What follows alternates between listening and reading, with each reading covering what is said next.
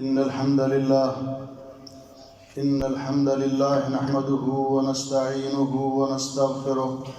ونعوذ بالله من شرور أنفسنا ومن سيئات أعمالنا.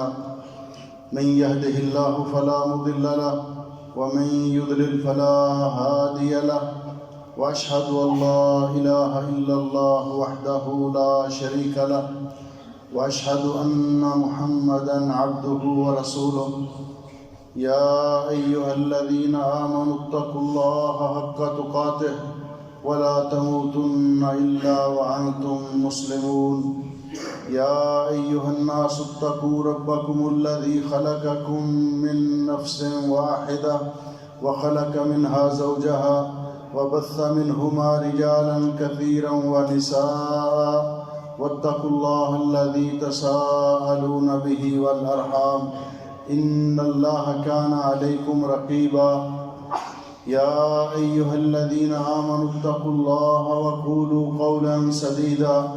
يصلح لكم أعمالكم ويغفر لكم ذنوبكم،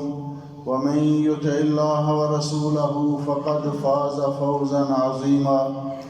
اللهم صل على محمد وعلى آل محمد كما صليت على إبراهيم وعلى آل إبراهيم إنك حميد مجيد. اللهم بارك على محمد وعلى آل محمد كما باركت على إبراهيم وعلى آل إبراهيم إنك حميد مجيد. أما بعد، فيا أيها الناس، إن خير الحديث كتاب الله، وخير الهدي هدي محمد صلى الله عليه وسلم، وشر الأمور محدثاتها، وكل محدثة بدعة، وكل بدعة ضلالة، وكل ضلالة في النار. أعوذ بالله السميع العليم من الشيطان الرجيم. إن الدين عند الله الإسلام. قابل صد احترام بزرگوں، عزیزوں اور بھائیوں، لائق ساتھ احترام ماؤں اور بہنوں، آج کے خطبہ جمعہ کا عنوان ہے محاسن الدین الاسلامی، دین اسلام کی خوبیاں اور خصوصیات۔ غربت اسلام کے اس پرفتن دور میں، جب کہ اسلام برائے نام سا نظر آتا ہے، ایسے موضوعات کو بیان کرنا انتہائی اہمیت کا حامل ہے۔ ہر مسلمان جس کو اللہ سبحانہ و تعالیٰ نے نعمت اسلام سے نوازا ہے، اس عظیم نعمت پر جس قدر اللہ تعالیٰ کا شکر ادا کیا جائے کم ہے۔ اللہ سبحانہ و تعالیٰ نے قرآن کریم میں اس کو اپنا بہت بڑا احسان اور بہت بڑی نعمت قرار دیا ہے۔ اس دور میں جب کہ کچھ لوگ نئے مسلمان ہوئے اور انہوں نے رسول اکرم صلی اللہ علیہ وسلم کی خدمت میں آ کر اپنے اسلام قبول کرنے کا احسان جتلانا شروع کیا، تو اللہ سبحانہ و تعالیٰ نے اس وقت انہیں رسول اکرم صلی اللہ علیہ وسلم پر یہ وحی نازل کی، اور سورہ حجرات کی آخری آیات ہیں۔ اللہ رب العزت نے فرمایا یمنون علیک ان اسلموا، یہ لوگ آپ پر اس بات کا احسان جتلاتے ہیں کہ انہوں نے اسلام قبول کر لیا ہے، کہ دائرہ اسلام میں داخل ہو چکے ہیں۔ انہیں فرما دیجئے قل لا تمنوا علی اسلامکم، تم اپنے اسلام لانے کا مجھ پر احسان نہ جتلاؤ، بلکہ بل اللہ یمن علیکم ان ہداکم للایمان، یہ تو اللہ رب العزت کا خاص فضل و کرم اور احسان ہے کہ اللہ نے آپ کو اسلام کی توفیق دی ہے، ایمان کی توفیق دی ہے۔ اس لیے دین اسلام یہ اللہ رب العزت کی بہت بڑی نعمت ہے، اور ہمیں اس پر جس قدر بھی اللہ کا شکر ادا کریں کم ہے۔ اللہ رب العزت نے سورہ اعراف میں فرمایا کہ مومنوں کی شان تو یہ ہے کہ وہ کہتے ہیں الحمدللہ الذی ہدانا لہذا وما کننا لنہتدی لولا ان ہدانا اللہ، تمام تعریفیں اس اللہ کے لیے ہیں جس نے ہمیں ایمان اور اسلام قبول کرنے کی توفیق بخشی۔ اگر اللہ رب العزت یہ توفیق عطا نہ کرتا تو ہمارے بس میں نہیں تھا کہ ہم اسلام قبول کرتے اور ایمان لے آتے۔ اس لیے رسول اکرم صلی اللہ علیہ وسلم نے اس دور میں، جس پرفتن دور میں سے ہم گزر رہے ہیں، اس کی طرف اشارہ کرتے ہوئے اس وقت فرمایا تھا، عن انس بن مالک رضی اللہ تعالیٰ عنہ الرسول اللہ صلی اللہ علیہ وسلم قال ان الاسلام بدا غریبا، اسلام جب شروع ہوا تھا، آغاز ہوا تھا اسلام کا، تو اس وقت بھی اسلام اجنبی تھا، بڑے بڑے لوگوں نے اسلام قبول نہیں کیا تھا، چند لوگوں نے اسلام قبول کیا تھا، اور فرمایا یہ اسلام وَسَيَعُودُ غَرِيبًا، اسی طرح آخری دور میں بھی ہو جائے گا کہ اپنے لوگوں کے درمیان اجنبی لگے گا اسلام، فَطُوبَى لِلْغُرَبَاء، اور آپ نے فرمایا ایسے دور میں اسلام کے ساتھ تمسک اختیار کرنے والے، اسلامی تعلیمات پر عمل کرنے والے، ان کے لیے مبارک ہو، وہ لوگ مبارکباد کے مستحق ہیں۔ اس لیے ہمیں بحیثیت مسلمان کسی سے اپنے آپ کو کمتر نہیں سمجھنا چاہیے، بلکہ اللہ رب العزت کی اس عظیم نعمت پر اللہ کا شکر بھی ادا کرنا چاہیے،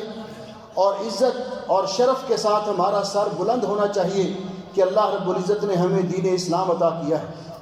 اللہ سبحانہ و تعالیٰ نے یہ پیاری شریعت عطا کی ہے۔ اس لیے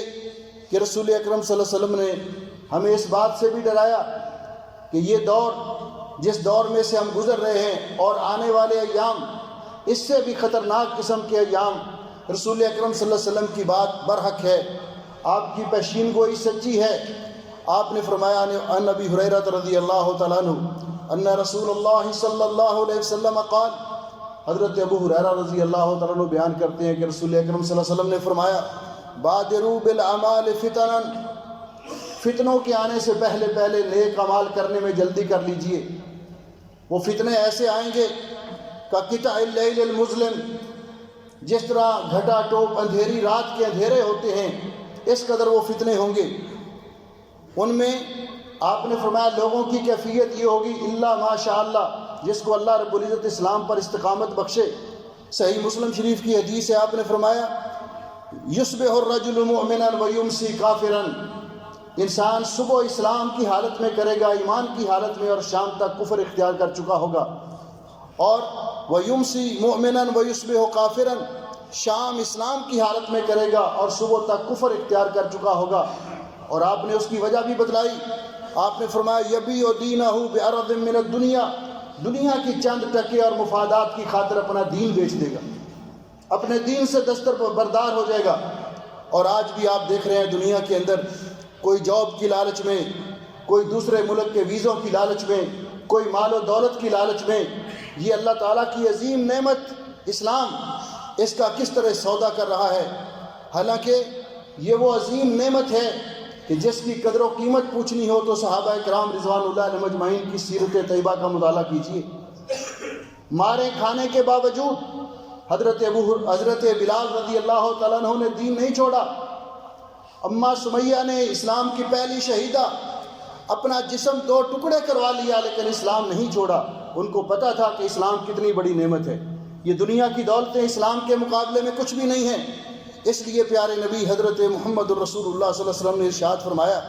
کہ جس شخص کو اللہ رب العزت اسلام کی نعمت عطا کرتا ہے، حضرت فضالہ ابن عبید رضی اللہ تعالیٰ عنہ بیان کرتے ہیں کہ نبی علیہ السلام نے فرمایا قد افلح من ہدی الی الاسلام، وہ آدمی کامیاب ہو گیا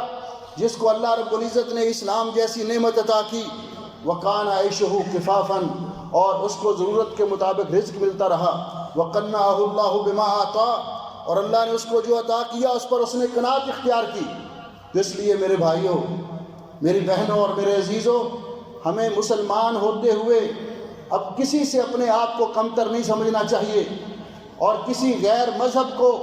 اپنے سے اعلیٰ نہیں سمجھنا چاہیے، بلکہ اسلام کی اس نعمت پر اللہ کا شکر ادا کر کے اللہ تعالیٰ کے احکام پر خوشی کے ساتھ عمل کرنا چاہیے۔ اسلام کی کسی عبادت، کیونکہ جس مالک الملک اللہ سبحانہ و تعالیٰ نے ہمیں اس قدر نعمتوں سے نوازا کہ جن کا ہم شمار بھی نہیں کر سکتے، اس مالک نے خود فرمایا وَإِن تَعُدُّوا نِعْمَةَ اللَّهِ لَا تُحْصُوهَا، اللہ کے آپ پر اس قدر احسان اور انعامات ہیں کہ اگر آپ شمار بھی کرنا چاہیں تو نہیں کر سکتے اللہ تعالیٰ کی وہ نعمتیں۔ اس مالک نے جو بھی احکام ہمیں حکم دیا، جن احکام کا ہمیں مکلف اور پابند بنایا، وہ ہماری مصلحت کے لیے ہیں۔ عبادات ہماری مصلحت کے لیے ہیں، اللہ کی راہ میں مال خرچنا ہماری مصلحت کے لیے ہے۔ اللہ تعالیٰ نے جو بھی احکام دیے وہ ہماری مصلحت اور فائدے کے لیے، اور جن سے منع کیا وہ بھی ہماری مصلحت کے لیے۔ اس لیے دین اسلام کے احکام کو اپنے مالک الملک محسن حقیقی اللہ سبحانہ و تعالیٰ کے احکام سمجھ کر خوشی سے ان پر عمل کرنا چاہیے۔ ان کو اپنے اوپر بوجھ نہیں سمجھنا چاہیے، برڈن نہیں سمجھنا چاہیے۔ یہ دین اسلام جو اللہ سبحانہ و تعالیٰ نے ہمیں عطا کیا، یہ عالمگیر دین ہے، اللہ کا پسندیدہ دین ہے، کامل دین ہے۔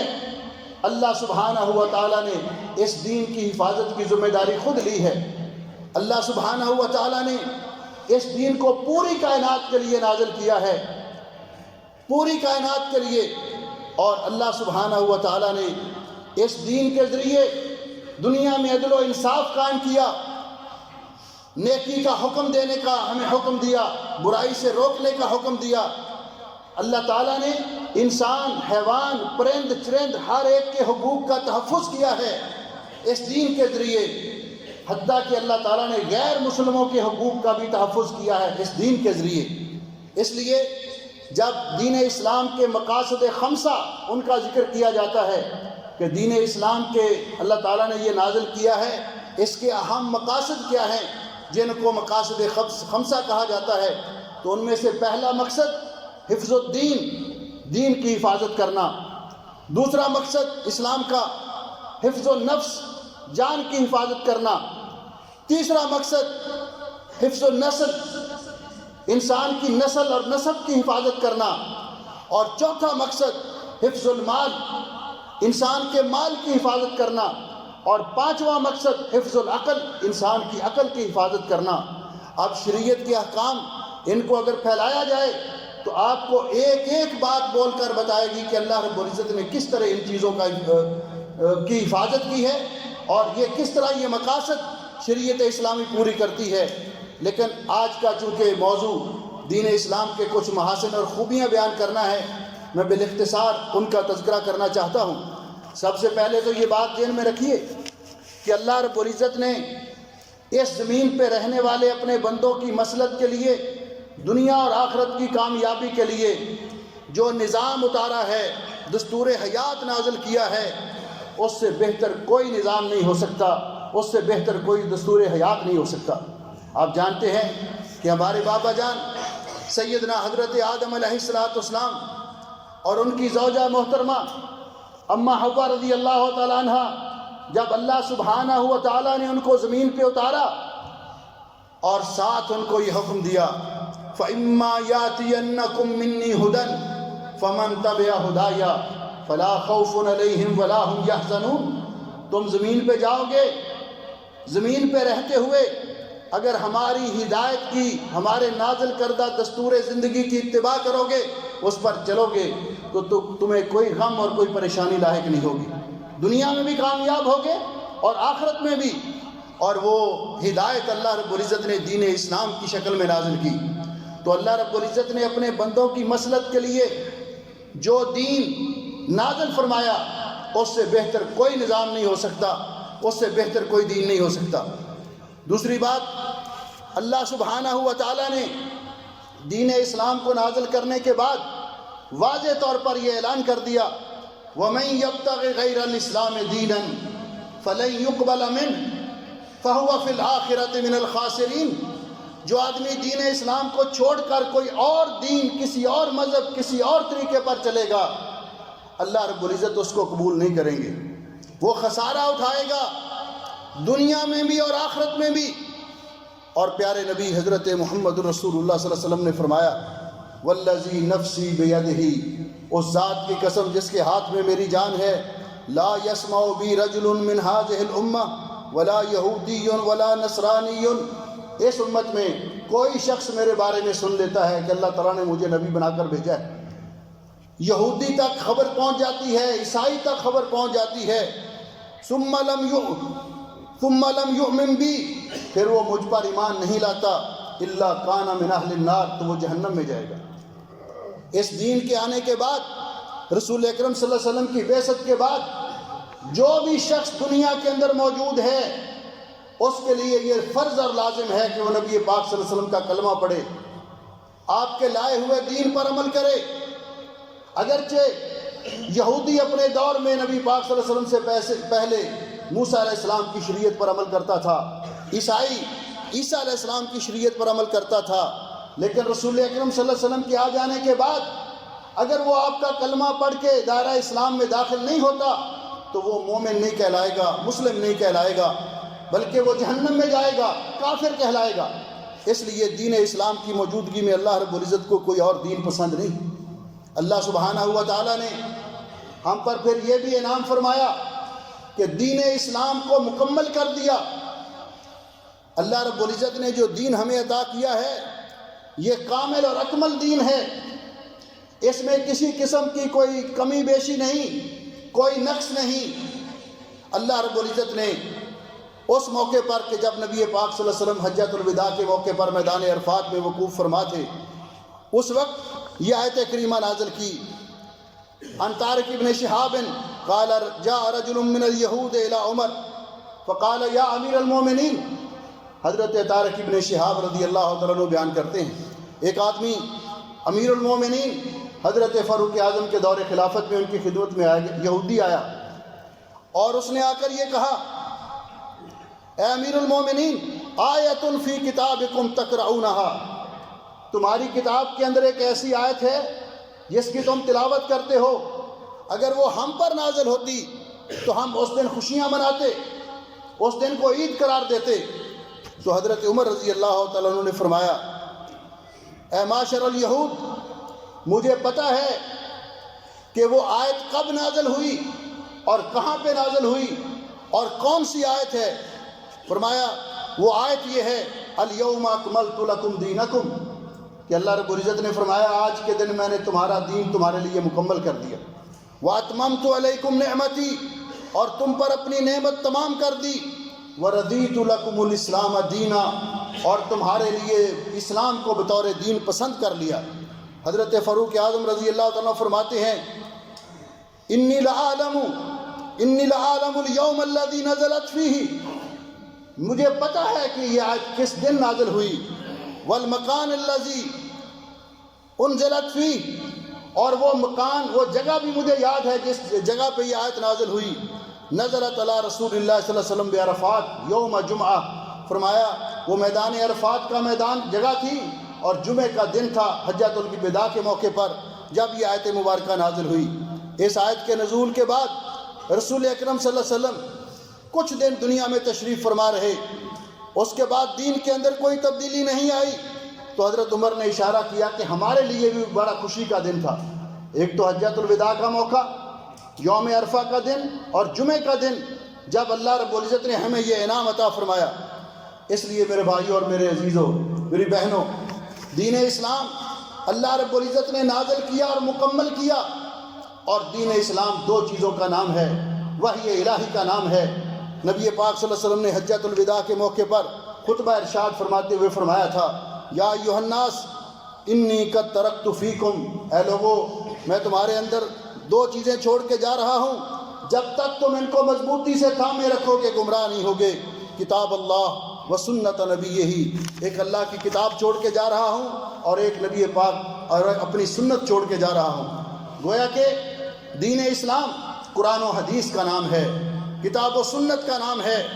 اور نبی پاک صلی اللہ علیہ وسلم نے یہ دین جس طرح اللہ سبحانہ ہوا تعالیٰ نے نازل کیا بے کمال ہی و تمام ہی امت تک پہنچایا۔ نبی کریم علیہ السلام کا ارشاد گرامی ہے، عن ابن مسعود رضی اللہ تعالیٰ عنہ قال قال رسول اللہ صلی اللہ علیہ وسلم، حضرت عبداللہ ابن مسعود بیان کرتے ہیں کہ نبی علیہ السلام نے فرمایا، انہ لیس شیء یقربکم من الجنہ ویباعدکم من النار، کوئی چیز ایسی نہیں ہے جو آپ کو جنت کے قریب کرنے والی ہو اور جہنم سے دور لے جانے والی ہو، الا قد امرتکم بہ، مگر میں نے آپ کو اس کا حکم دیا، ولیس شیء یقربکم من النار ویباعدکم من الجنہ، جو چیز آپ کو جہنم سے قریب کرنے والی تھی اور جنت سے دور کرنے والی تھی میں نے اس سے بھی آپ کو ڈرایا، تمام دین میں نے آپ تک پہنچا دیا۔ اسی لیے امام مالک رحمۃ اللہ علیہ فرماتے ہیں ہمارے پاس جو دین نبی پاک صلی اللہ علیہ وسلم پر مکمل ہوا، آپ کے بعد کوئی وحی نازل نہیں ہوئی، جبریل امین کوئی اللہ کا پیغام لے کر زمین پہ نازل نہیں ہوئے، دین کے اندر کوئی اضافہ نہیں ہوا، کوئی چیز منسوخ نہیں ہوئی، دین کامل ہے۔ اسی لیے امام مالک رحمۃ اللہ علیہ فرمایا کرتے تھے کہ من ابتدا فی الاسلام بدعۃ یراہا حسنہ، جو اسلام کے اندر اپنی طرف سے کوئی چیز ایجاد کرتا ہے، کوئی عبادت کا طریقہ نیا ایجاد کرتا ہے جو نبی پاک صلی اللہ علیہ وسلم کے دور میں نہیں تھا، تکمیل دین کے وقت موجود نہیں تھا، اور اس کو اچھا سمجھ کر اس پر عمل کرتا ہے، فرماتے ہیں فقد زعم ان محمد صلی اللہ علیہ وسلم خان الرسالہ، استغفر اللہ معاذ اللہ، فرماتے ہیں گویا کہ اس نے یہ دعویٰ کرنے کی کوشش کی کہ کام تو یہ اچھا تھا لیکن نبی پاک صلی اللہ علیہ وسلم ہمیں بتا کر نہیں گئے، استغفر اللہ معاذ اللہ۔ پورا دین آپ نے امت تک پہنچایا، اس دین پر صحابہ نے عمل کر کے دکھایا رضی اللہ تعالیٰ عنہم اجمعین، اور اس بنیاد پر اللہ تعالیٰ نے ان کو جنتی قرار دیا، ان کو جنتی قرار دیا۔ آج بھی جنت میں جانے کے لیے وہی دین، اس پر عمل کرنا پڑے گا جو دین نبی پاک صلی اللہ علیہ وسلم نے امت تک پہنچایا، صحابہ کرام نے اس پر عمل کر کے دکھایا۔ تو فرمایا اس لیے کہ اللہ رب العزت نے فرمایا الیوم اکملت لکم دینکم، آج کے دن میں نے تمہارے لیے اپنا دین مکمل کر دیا۔ فما لم یکن یومئذ دینا، امام مالک رحمۃ اللہ علیہ فرماتے ہیں جو نبی پاک صلی اللہ علیہ وسلم کے دور میں دین نہیں تھا، صحابہ اکرام کے دور میں دین نہیں تھا، فلا یکون الیوم دینا، وہ آج بھی دین نہیں ہو سکتا۔ دین مکمل بھی ہے اور اس دین کی حفاظت بھی اللہ رب العزت نے کی ہے۔ اللہ سبحانہ و تعالیٰ فرماتے ہیں انا نحن نزلنا الذکر وانا لہ لحافظون، ہم نے یہ ذکر نازل کیا۔ علامہ ابن حزم رحمۃ اللہ علیہ فرماتے ہیں ذکر سے مراد کتاب و سنت ہے، وحی الہی ہے، یعنی قرآن پاک بھی اور اس کا بیان بھی ہم نے نازل کیا اور ہم اس کی حفاظت کرنے والے ہیں۔ قیامت تک کے لیے یہ دین محفوظ ہے، کوئی اس کو ختم نہیں کر سکے گا، کوئی اس کو مٹا نہیں سکے گا، بلکہ ایسے لوگ قیامت تک موجود رہیں گے جو صحیح اور اصلی دین پر عمل کرنے والے ہیں۔ پھر اللہ سبحانہ و تعالیٰ یہ دین پوری دنیا کے لوگوں تک پہنچائے گا۔ اللہ رب العزت نے یہ بھی گارنٹی لی ہے اور نبی پاک صلی اللہ علیہ وسلم نے ہمیں اس کے بارے میں اطلاع کی۔ ان تمیم الداری رضی اللہ تعالیٰ عنہ، حضرت تمیم الداری رضی اللہ تعالیٰ عنہ بیان کرتے ہیں کہ میں نے نبی پاک صلی اللہ علیہ وسلم سے سنا، آپ نے فرمایا لَيَبْلُغَنَّ هَذَا الْأَمْرَ مَا بَلَغَ اللَّيْلُ وَالنَّهَارِ، یہ دین کا معاملہ یا دین شریعت یہ باقی رہے گی جب تک رات دن کی آمد و رفت باقی، یعنی قیامت تک باقی رہے گی۔ وَلَا يَتْرُكُ اللَّهُ بَيْتَ مَدْرٍ وَلَا وَبْرٍ، اللہ تعالیٰ کوئی ایسا گھر نہیں باقی رہنے دیں گے، خواہ وہ گارے کی اینٹوں سے بنا ہوا ہوگا یا وہ اون سے بنا ہوا خیمہ ہوگا، الا ادخلہ اللہ ھذا الدین، مگر اللہ اس تک بھی اس دین کو پہنچائیں گے، بعز عزیز او بذل ذلیل، عزا یعز اللہ بہ الاسلام، یا تو کوئی اس اسلام کو قبول کر کے عزت حاصل کر لے گا یا پھر اس کا انکار کر کے ذلت اور رسوائی حاصل کرے گا، لیکن اللہ سبحانہ و تعالیٰ تمام لوگوں پر یہ دین پہنچائیں گے۔ یہ دین شامل ہے، یہ دین اللہ اور اللہ کی مخلوق کے درمیان رابطے کا ذریعہ ہے، یہ دین رحمت ہے۔ نبی پاک صلی اللہ علیہ وسلم نے فرمایا دین و یسر، اور اللہ رب العزت نے فرمایا وما جعل علیکم من الدین فی الدین من حرج، اللہ تعالیٰ نے دین کے اندر تمہارے لیے کوئی مشکل اور تنگی نہیں رکھی۔ انسان کی مسالے، انسان کی ہمت اور طاقت کے عین مطابق ہے یہ دین جو اللہ رب العزت نے ہم پر نازل کیا ہے۔ اس نے حقوق کا تحفظ کیا ہے، اسلام سے پہلے جو حقوق غصب کیے جاتے تھے اس نے انسانوں کے حقوق کا تحفظ کیا، عورت جو معاشرے کا پسا ہوا طبقہ شمار ہوتا تھا ان کے حقوق کا تحفظ کیا، ان کو حق وراثت دلایا، ان کو معاشرے کے اندر مقام دلایا، اور بڑی عمر کے لوگوں کے حقوق کا تحفظ کیا، بچوں کے حقوق کا تحفظ کیا، بیماروں کے حقوق کا تحفظ کیا، اور تمام لوگوں کے حقوق کا، حتیٰ کہ جانوروں کے حقوق کا بھی تحفظ کیا اسلام نے۔ اسلام وہ دین ہے جو عدل و انصاف پر قائم ہے، اور اسلام وہ دین ہے جس کو اللہ رب العزت نے ہمارے لیے پسند کیا ہے۔ میرے بھائیوں، میری بہنوں، میرے عزیزوں، ہمیں مسلمان ہوتے ہوئے اپنا جائزہ لینا چاہیے کہ اللہ نے تو ہم پر اتنا احسان کیا کہ ہمیں دین اسلام جیسی نعمت عطا کی، ہم نے اللہ تعالیٰ کے اس فرمان پر کہاں تک عمل کیا کہ اللہ رب العزت نے فرمایا یا ایھا الذین آمنوا ادخلوا فی السلم کافہ، ایمان والو پورے کے پورے اسلام کے اندر داخل ہو جاؤ۔ ہمیں اللہ رب العزت نے حکم دیا یا ایھا الذین آمنوا اتقوا اللہ حق تقاتہ ولا تموتن الا وانتم مسلمون، اے ایمان والو اللہ سے اس طرح ڈرو جس طرح اللہ سے ڈرنے کا حق ہے۔ تمہیں موت بھی آئے تو اسلام کی حالت میں موت آئے۔ تو ہم دیکھیں کہیں ایسا تو نہیں ہے کہ ہمارے طرز عمل کو دیکھ کر ہم مسلمان ہوتے ہوئے نمازیں بھی نہیں پڑھتے، ہم مسلمان ہوتے ہوئے جھوٹ بھی بولیں، ہم مسلمان ہوتے ہوئے دوسروں کے حقوق پر ڈاکہ بھی ڈالیں، ہم مسلمان ہوتے ہوئے دوسروں پر ظلم و ستم بھی کریں، عورتوں کے حقوق غصب کر جائیں، ہم مسلمان ہوتے ہوئے بد عہدی بھی کریں، وعدے کی خلاف ورزی بھی کریں۔ تو ہمیں دیکھ کر اگر کوئی شخص اسلام سے متنفر ہو گیا تو یہ بہت بڑا جرم ہوگا۔ ہمیں اس پر غور کرنا چاہیے کہ کہیں ہمارا طرز عمل ایسا تو نہیں کہ لوگوں کو اسلام کی طرف مائل اور قائل کرنے کی بجائے اسلام سے دور کرنے والا ہے۔ تو پھر خود اس کا جواب سوچ لیجئے کہ ہم اللہ رب العزت کی بارگاہ میں کیا جواب دیں گے۔ اللہ سبحانہ و تعالی ہمیں دین اسلام کی قدر کرنے کی توفیق بخشے، جب تک زندہ رکھے، اسلام پر زندہ رکھے۔ آخری وقت آئے تو اللہ تعالی ہمارا خاتمہ ایمان پہ کرے، اور اس یوسف علیہ السلام کی اس دعا کے مطابق توفانی مسلمن والحقنی بالصالحین، اللہ تعالی ہمیں اسلام کی حالت میں موت دے اور نیک لوگوں کے ساتھ ہمارا حشر کرے۔ اقول قولی ھذا استغفر اللہ لی ولکم ولسائر المسلمین من کل ذنب واتوب الیہ۔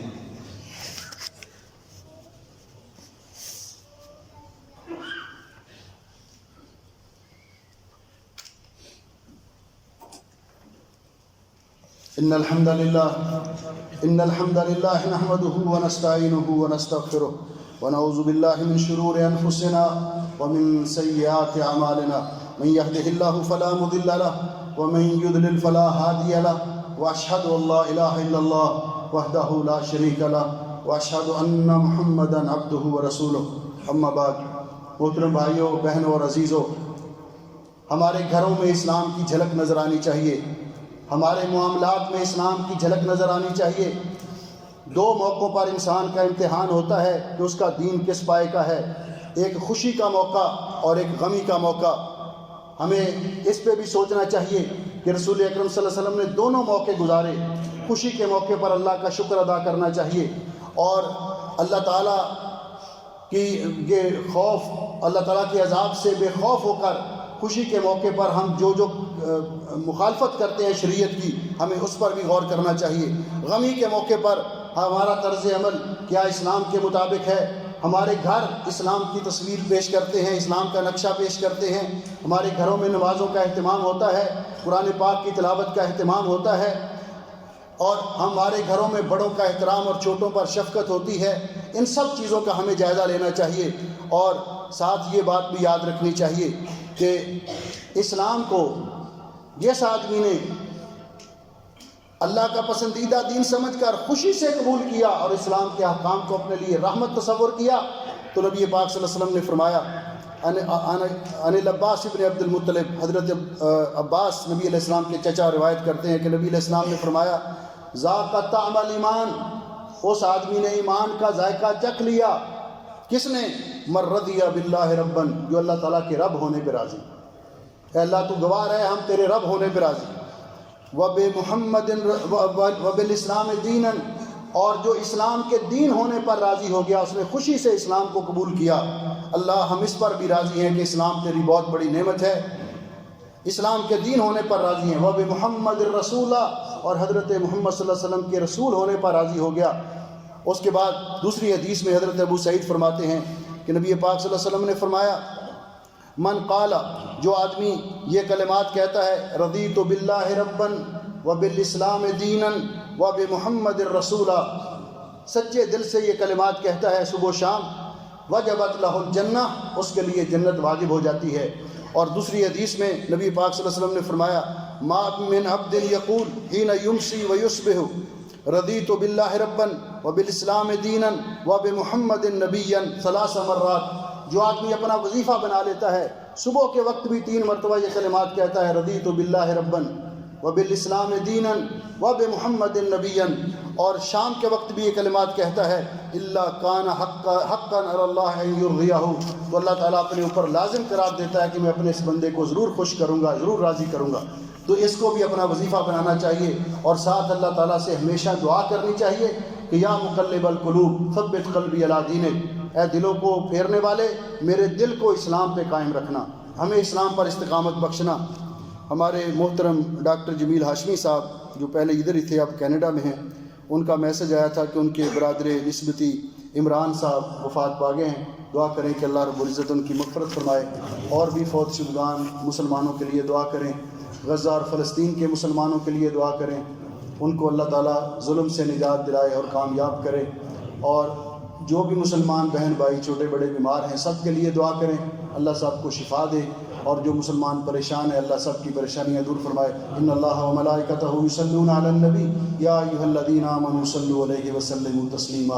اللہم صل علی محمد وعلی آل محمد کما صلیت علی ابراہیم وعلی آل ابراہیم انک حمید مجید، اللہم بارک علی محمد وعلی آل محمد کما بارکت علی ابراہیم وعلی آل ابراہیم انک حمید مجید۔ ربنا ظلمنا انفسنا وان لم تغفر لنا وترحمنا لنكونن من الخاسرين،